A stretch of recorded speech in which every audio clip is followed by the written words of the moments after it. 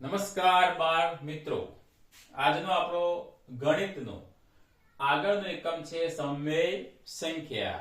તો સમમેય સંખ્યાનો અભ્યાસ કરીએ એ પહેલા આપણું થોડું આગળનું જ્ઞાનની ચકાસણી કરી દઈએ, પુનરાવર્તન કરી દઈએ. તો સૌથી પહેલા આવે છે પ્રાકૃતિક સંખ્યા. પછી બીજા નંબરે આવે છે પૂર્ણ સંખ્યા. ત્રીજા નંબરમાં આવે છે પૂર્ણાંક સંખ્યા અને એના પછી આવે છે સમમેય સંખ્યા. સમમેય સંખ્યા શીખવા માટે સૌથી પહેલા પ્રાકૃતિક સંખ્યા કોને કહેવાય, પૂર્ણ સંખ્યા કોને કહેવાય, પૂર્ણાંક સંખ્યા કોને કહેવાય અને સમમેય સંખ્યા કોને કહેવાય એના વિશે આપણે શીખવું જરૂરી છે. પ્રાકૃતિક સંખ્યા માટે આપણે સંકેત વપરાય છે n. બરાબર, એમાં સંખ્યાઓ કઈ ગઈ છે 1 2 3 4 એમ અનંત સુધી વિસ્તરેલી હોય છે. પ્રાકૃતિક સંખ્યાની શરૂઆત 1 થી થાય છે. એનો સંકેતમાં હોય છે n. 1 2 3 4 આગળ જેમ જેમ એકડી બોલે જઈએ એમ દરેક સંખ્યા કઈ સંખ્યા છે, પ્રાકૃતિક સંખ્યા. હવે આમાં પ્રાકૃતિક સંખ્યા જોયા પછી આપણને એટલી ખબર પડી જાય કે સૌથી નાની પ્રાકૃતિક સંખ્યા કઈ કહેશું આપણે 1. તો 1 એ સૌથી નાની પ્રાકૃતિક સંખ્યા છે, પણ સૌથી મોટી પ્રાકૃતિક સંખ્યા આપણને મળતી નથી. કેમ ના મળે? કેમ કે પ્રાકૃતિક સંખ્યા અસંખ્ય સુધી વિસ્તરેલી હોય છે. તો નાની મળે પણ મોટી પ્રાકૃતિક સંખ્યા મળશે નહીં. ઓકે, એના પછી પૂર્ણ સંખ્યા. તો પૂર્ણ સંખ્યાની શરૂઆત 0 થી થાય. 1 0 પછી 1 2 3 4 એ પણ અનંત સુધી વિસ્તરેલી હોય છે. પ્રાકૃતિક સંખ્યા પણ અનંત સુધી વિસ્તરેલી હોય, પૂર્ણ સંખ્યા પણ અનંત સુધી વિસ્તરેલી હોય છે. પૂર્ણ સંખ્યાનો સંકેત છે w. બરાબર, તો પ્રાકૃતિક સંખ્યા માટે સંકેત n, પૂર્ણ સંખ્યા માટે w સંકેત છે. હવે આમાં જોઈએ સૌથી નાની પૂર્ણ સંખ્યા કઈ આવશે? 0. તો સૌથી નાની પૂર્ણ સંખ્યા કઈ છે?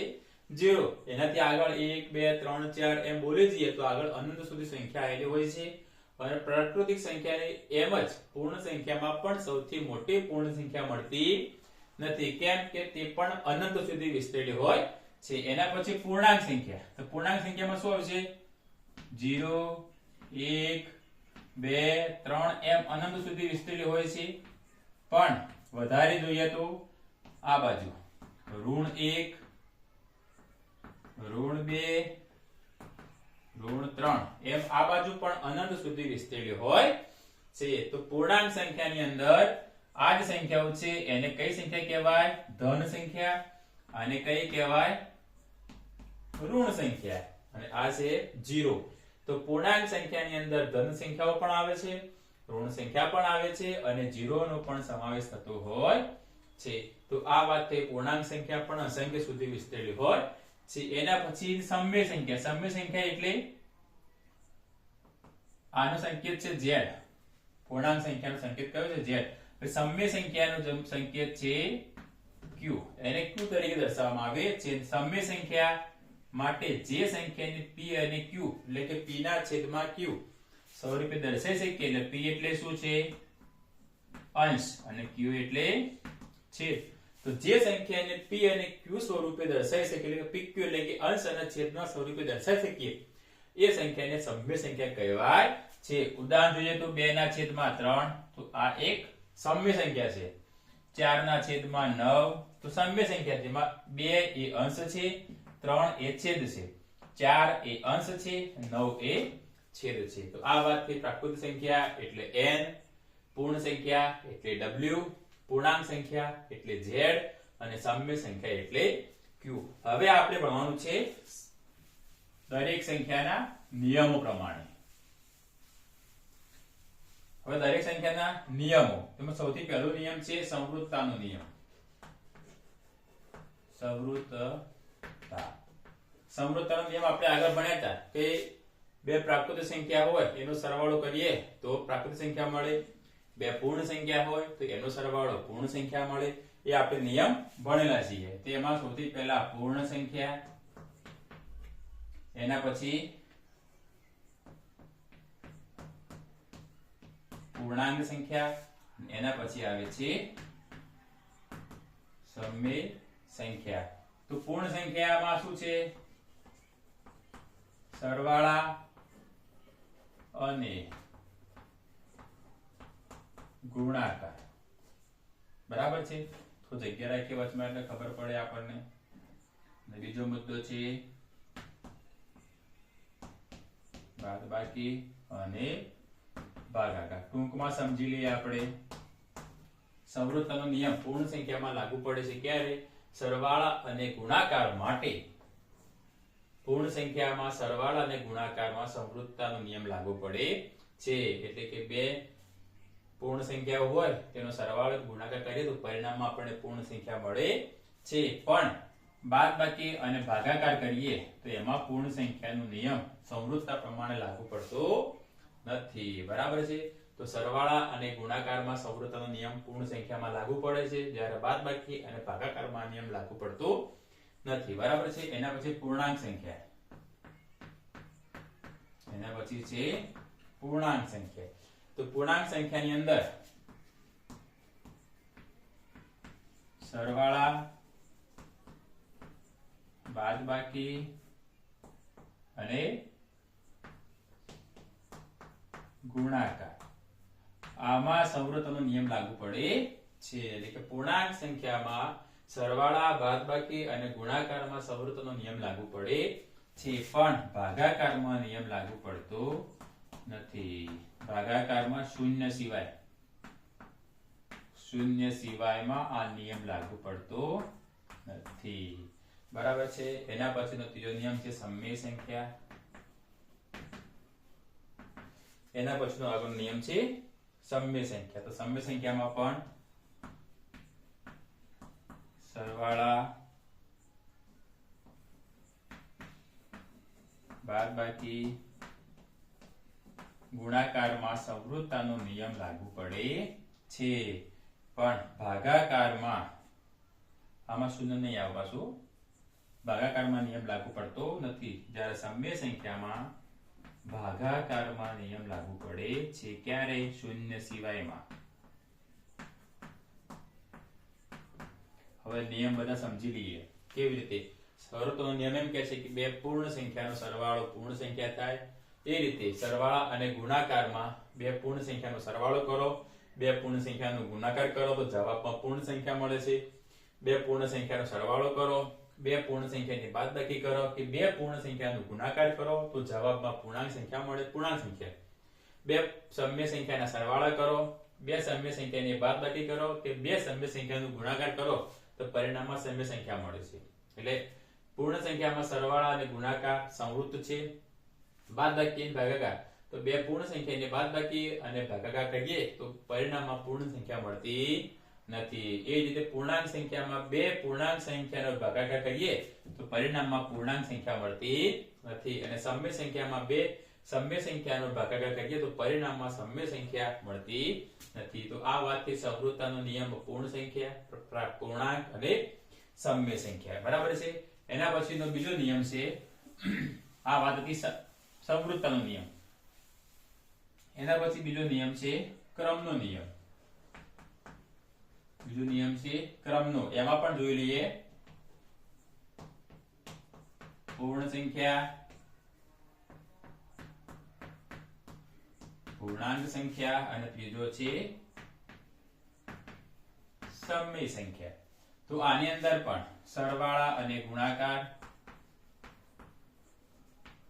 અને ગુણાકાર મતલબ કે બે પૂર્ણ સંખ્યાનો સરવાળો ગમે તે ક્રમમાં કરીએ તો પરિણામ પૂર્ણ સંખ્યા મળે છે, એટલે કે જવાબ સરખો મળે છે. એટલે કે 2 + 3 કરો તોય 5, 3 + 2 કરો તોય 5. સેમ ગુણાકારમાં તો 2 × 3 કરો તોય 6 થાય અને 3 × 2 કરો તો પણ 6 થાય. તો આની અંદર સરવાળા અને ગુણાકારમાં પૂર્ણ સંખ્યામાં ક્રમનો નિયમ લાગુ પડે છે. પછી પૂર્ણાંક સંખ્યામાં સરવાળા અને ગુણાકાર અને ગુણાકાર. તો પૂર્ણાંક સંખ્યામાં બે પૂર્ણાંક સંખ્યાનો સરવાળો કરો, ગમે તે ક્રમમાં કરો. 3 + 2 કરો તો એ 5, 2 + 3 કરો તો પણ 5. તો એમાં સરવાળો કરો અથવા ગુણાકાર કરો તો પણ બંનેમાં નિયમ લાગુ પડે છે. અને સમય સંખ્યામાં પણ સરવાળા અને ગુણાકાર, આમાં પણ એ નિયમ લાગુ પડે છે. એટલે સમય સંખ્યામાં ક્રમનો ગુણધર્મ ગમે તે ક્રમમાં સરવાળા કરો, ગમે તે ક્રમમાં ગુણાકાર કરો તો પણ પરિણામ સરખું મળે છે. આમાં નિયમ બધામાં લાગુ પડે છે. જ્યારે બાદબાકી અને ભાગાકાર,